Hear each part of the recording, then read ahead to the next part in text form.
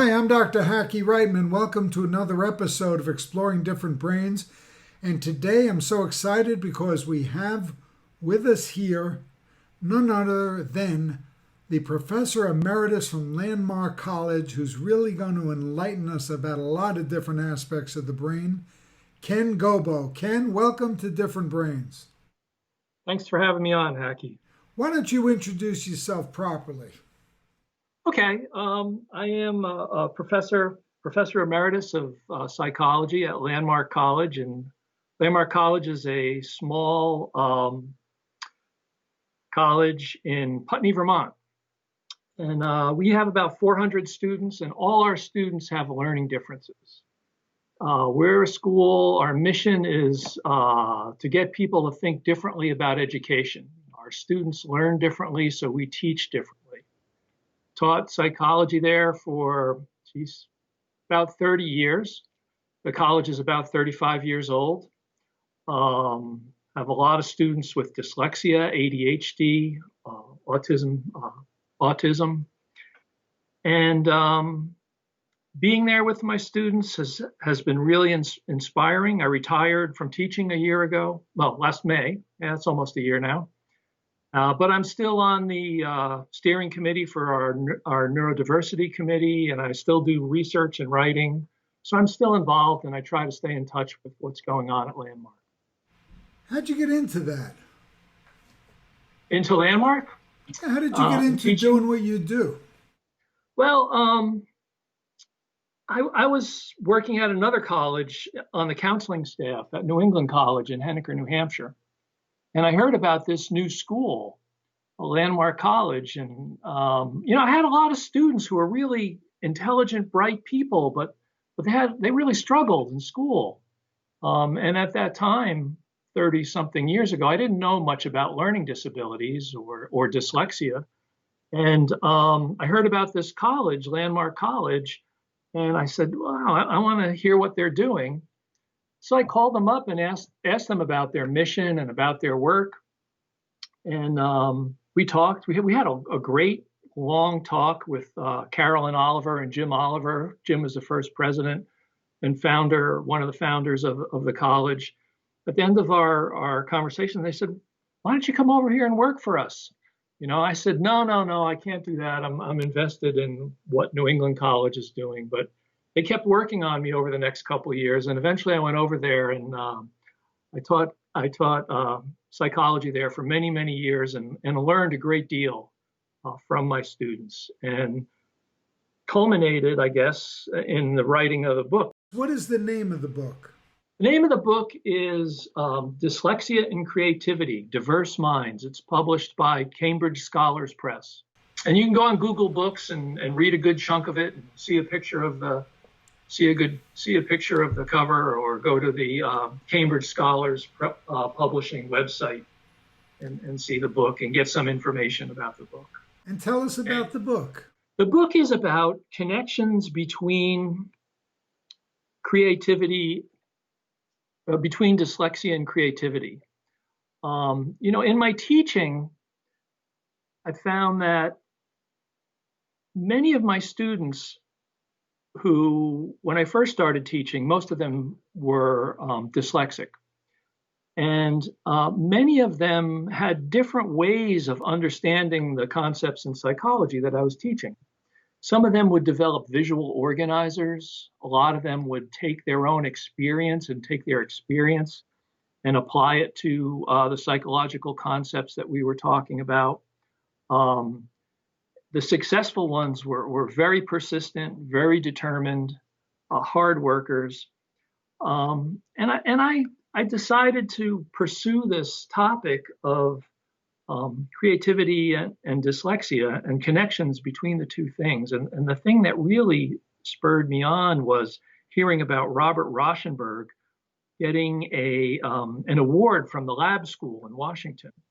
And Rauschenberg was diagnosed as an adult. And the book is made up of 5 short biographies of 3 artists and 2 writers. All of them were diagnosed with dyslexia as adults.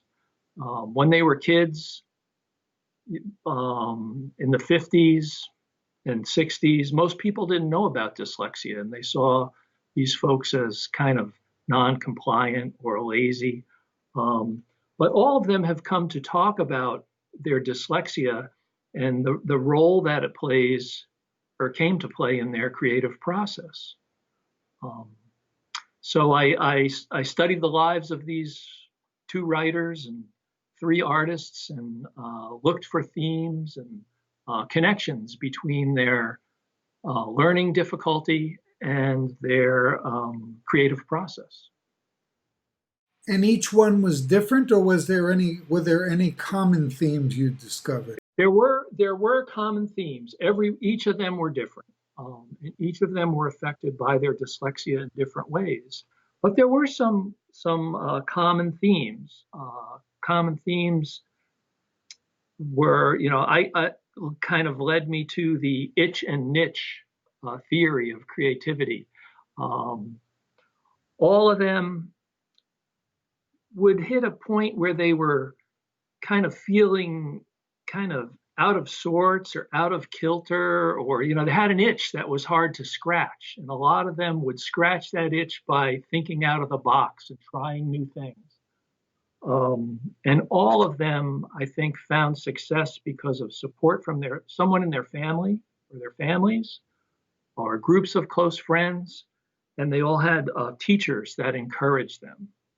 So there's that itch to try something new, support from an environment that allows them to try new things and have the confidence to try new things.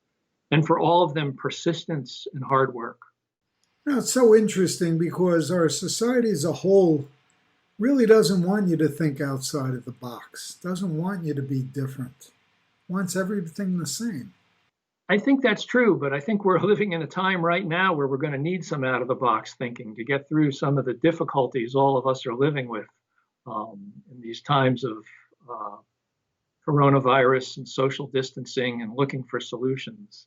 We need some out-of-the-box thinkers. Absolutely. I remember when I was interviewing Professor Matthew Schneps, who's dyslexic. He's an I know Dr. Schneps, the astrophysicist. Yes, the astrophysicist. So a couple of years back, so I was interviewing him, and he interrupted me, and he said, thanks for the nice introduction, but you have it wrong. And I said, well, straighten me out. He said, you said that I'm doing these things despite my dyslexia, and I'm telling you I'm able to do these things precisely because of my dyslexia. And there was such an example to me of finding your niche in this world. Yeah, Dr. Schneps has done some great work in sort of using technology to help young people with dyslexia sort of tackle their reading and their receptive and expressive language difficulties. We have machines that read for us now. We have machines that we can talk to and will write for us now. A lot of the technology has really shifted the experience of people with autism, people with attention difficulties, and people with language processing difficulties. In fact, one of the things I'm very interested in, which is kind of the thing that underpins what you do at Different Brains, is this idea of neurodiversity and the emergence of a neurodivergent culture. And I think that the availability of personal technology has enabled a lot of people who didn't really like to communicate face-to-face to communicate via personal technology. And there's a whole culture that is growing because of that technology, and it's allowing people to connect and people to talk about their differences and people to realize that their differences are part of who they are, that they're not broken, they don't need to be fixed. Those differences, like their dyslexia or their autism, it's part of their personality, and it's, in a sense, part of their power and part of their ability. I'm not romanticizing it. I mean, it can be very difficult and very, very frustrating, but it affords positive things as well. And our goal, and I like this in the landmark mission statement, maximizing potential. Whatever that individual's potential is, let's maximize it. Mm-hmm. Tell us about Landmark College, and I can see from this discussion why you gravitated there. But tell us about their mission and what you found when you got there. Well, when I got there, I found a very young college with, I was at like 38. I was the old man there. Jim Oliver, I think, was maybe 2 years old. The president was maybe a year or two older than me. And a lot of enthusiasm, readiness to try new things. Some people thought, starting a college in 35 years ago, it was not a great environment for higher education. And, a lot of people thought it was crazy. And maybe in some sense it was, but it was a chance to try new things. It was a chance to do what I liked to do together with my students. At first, we had almost all of our students were dyslexic. And the model we used for teaching, which included micro-uniting, breaking things down into bite-sized, digestible pieces, helping students to identify the main idea, things like that, worked very well. And then maybe like 4 or 5 years into it, we started to get a wave of students with attention difficulties. And we had to make some adjustments in teaching them. And of course, we had a lot of students with attention difficulties who had language processing difficulties, and students with language processing difficulties who had attention problems. And then maybe 5 years ago, 6 years ago, we started to get another wave of autistic students. And all these students bring strengths. The challenge, sometimes it wasn't a great challenge, and sometimes it was to find the thing the student was passionate about and find the student's strength. I think every student, as a guy named Robert Brooks, a psychologist from Boston, always says, every student has an island of competence. You just have to find that one thing that they're good at and build on it. And this is the unfortunate thing about society. Education in general, the educational establishment and employment, you really don't get exposed to different things to find out what you like and you don't like. That's why I'm very big on internships and shadowing and different things. And how does Landmark do it? We do have internships. At first, we only granted associate's degrees, and many of our students would come to us for a short period of time, get their skills up to par, and then they would transfer. But over the years, we've developed bachelor's degree programs in art and psychology and a few other areas. And we do have internships. We try to place the students in internships. We have interns that work at our Center for Neurodiversity. We have interns that go out to, insurance companies, computer companies, and it's a learning experience for them. But it's also an interesting learning experience for the employers too, or the potential employers. Some of them are they're not shocked, but surprised at some of the skills and abilities some of the students bring with them. The creativity. Some of the autistic students have remarkable memories and can follow these complicated computer protocols, which I could never even get through the first 18 steps, never mind how many steps there will be. But we do things with internships and that kind of thing. And I found in teaching psychology, and teaching things like child development, I like to get them out into daycare centers and elementary schools to see and work with young kids.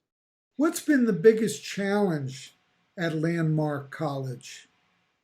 Biggest challenge? I don't know. It's hard to say. Some young people struggle. Some young people have a hard time getting in the groove of education. Sometimes they get distracted by things that really have nothing to do with education. Those things are challenging. It's hard for me to see a really bright individual not be able to complete their studies for any reason. And then, that's offset by the many great graduation speeches that we hear as well. To always, I'm always looking to find the way to get through or to reach the student that just didn't seem motivated or didn't seem curious, to try to find the thing that will spark their interest. And isn't it funny when we talk about these things, we think about it with this specific population, but that's very generic throughout everything. And I remember when I was writing my Aspertools book about Asperger's, autism, and neurodiversity, that Dr. Lori Butts, who was the outgoing president of Florida Psychological Association, she's also an attorney. She's on our board now at Different Brains. And I have in our little documentary said, I'm paraphrasing. I told Hackey he was a moron because he thought he was just writing a book about Asperger's and autism, but all of these things apply to all of us, you see. Mm-hmm. And yet, when you have learning differences, it's kind of on steroids, isn't it? Well, we get out and talk to teachers, educational administrators a lot. We have a kind of a division called LCERT, Landmark Institute for Research and Training, Landmark College Institute for Research and Training. We do a lot of outreach, and frequently what happens when our LCERT people go out and talk about what we do, almost inevitably there's someone in the audience who says, "Wait a minute, you're just talking about good teaching." Yeah, we are. We train our teachers, we talk about teaching a lot, and sort of being organized, being multimodal, trying to find a lot of different ways to present the information, have a lot of different routes to the concepts, and a lot of different ways to prove your understanding of the concept. It's like I said to my daughter who has Asperger's, when she graduated Georgia Tech and went to tutor kids over at Cumberland Academy of Georgia, which is for autistic individuals. And I said, "Well, why are you going to tutor? Why don't you teach and get a real career?" And she says, "Dad, you still don't get it, do you? Brains are like snowflakes. No two are alike." And I didn't get it then, but I get it now. I get it very well now. And that's where modern technology can also really be helpful. It's amazing to me that the students who get the most individualized attention, in many cases, are the students in the old-fashioned one-room schoolhouse in rural areas where they're all sitting working on their projects on their computers, and the teacher walks around to each of them. "What are you working on here?" Kind of thing.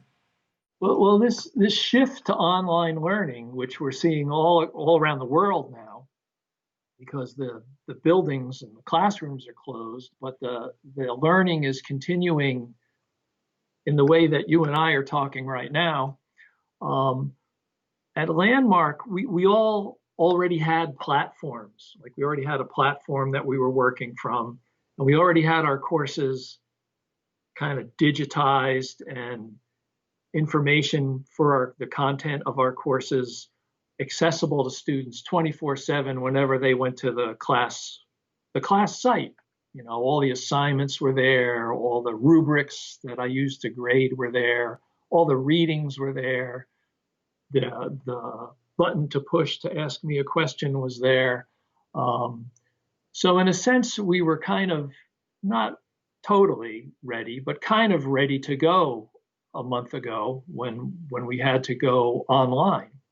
And I'm not doing it now, but I've been following many of my colleagues and friends who are shifting over to 100% online teaching. And it was really something to see. We took a week of the spring break, and then we added an extra week for all the teachers. And we have a big faculty. It's a very labor-intensive way of teaching that we do. We have a large faculty, and it was just all of them breaking into teams with the people who are really good at online teaching, working with the people who needed a little help and a little support. And then then they all got ready to go, and they've all been teaching online for a few weeks now. But one of the things, like, we know some young people are going to flourish online, and some are going to struggle. And a lot of them need the face-to-face contact. And what our president, Peter Eden, really, really bright guy who's been a good leader in this whole process, and Gail Gibson Sheffield, the academic vice president, put together was a system by which every student has an online advisor. And every day, Monday through Friday, that online advisor checks in with the student. How's the math course? How's the psych course? How's the economics course? You stuck anywhere? Do you need, is there something you don't understand? Do we need to talk to Dr. Smith about this economics test that's coming? So every day somebody checks in with every student. And that's, that kind of support in the Dyslexia and Creativity book, that kind of support, usually then it came from family, or it came from friends, or there was one teacher that kind of held the person up and got them through. I don't know, you may have read some work by John Irving, The World According to Garp, or Sutter House Rules, he's had quite a few successful books. Well, for him, it was his wrestling coach, a guy named, what was his name? Ted Seabrook. Coach Seabrook was his wrestling coach, and his father was Irving's father was a faculty member at Exeter, which is a very competitive prep school, and sure. And so he got to go to Exeter for free, but he struggled, because he has severe dyslexia, and but his wrestling coach just taught him about hard work and doing things over and over until you got them right, and writing and rewriting, and so you never know where that support is going to come from, but it always takes somebody to check in. You need that pat on the back, that encouragement. Mm-hmm. Tell our audience what's going on at the Center for Neurodiversity. Sure. We have at Landmark, we have a lot of kind of diversity centers. We have a center for African American students, and a center for LGBT students, and a women's center. But we also, about 4 years ago, set up a center for neurodiversity. And Solveig Shmolsky is the director of that center. And we've got research projects, internships, connections with businesses for internships in businesses, and recruiting upon graduation. So we also have a steering committee with people, with neurodivergent people, adults who've graduated college, professionals, neurodivergent people on the steering committee. When we get into doing research, we sort of consult with the neurodivergent population about the research, about what they think would be useful. We just don't, as researchers, decide, I think I want to study this. We consult with them about what they think will be helpful.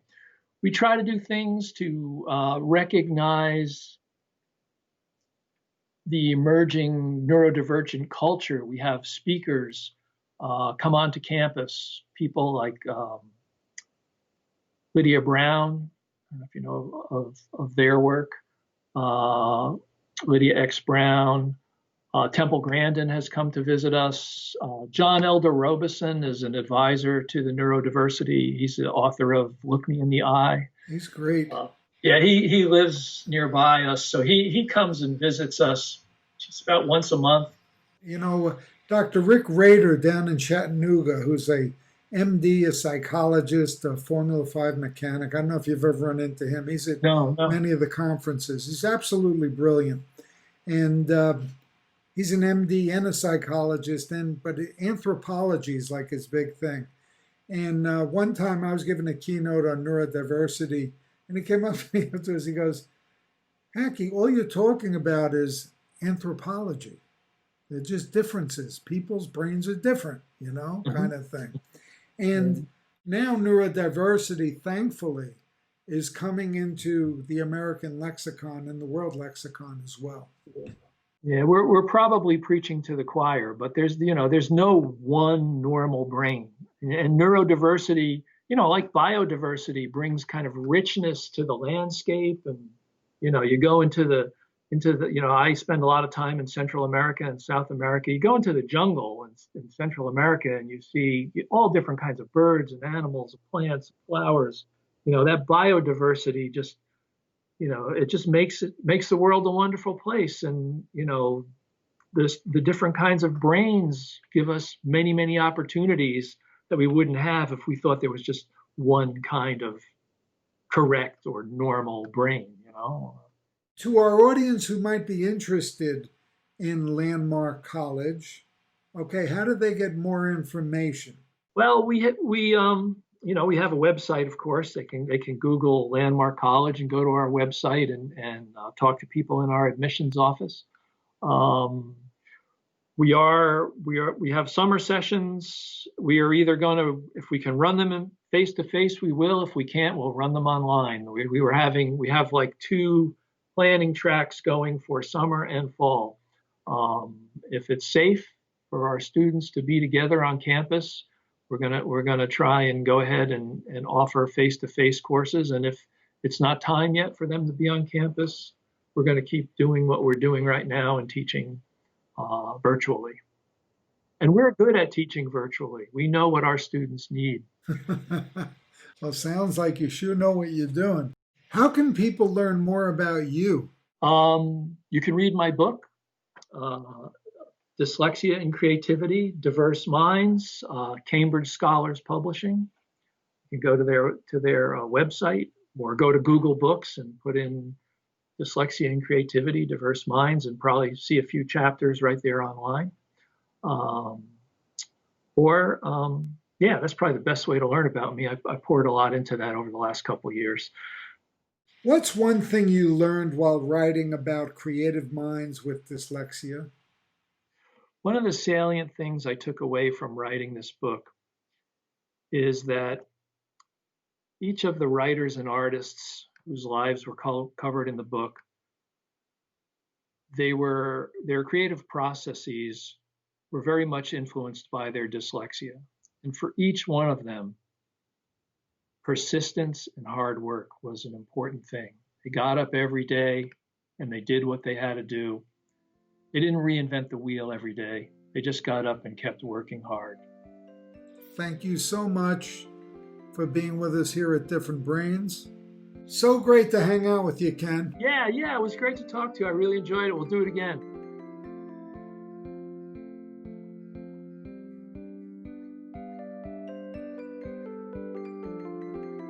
Exploring Different Brains is a production of Different Brains, Inc. For more information, visit us at differentbrains.org.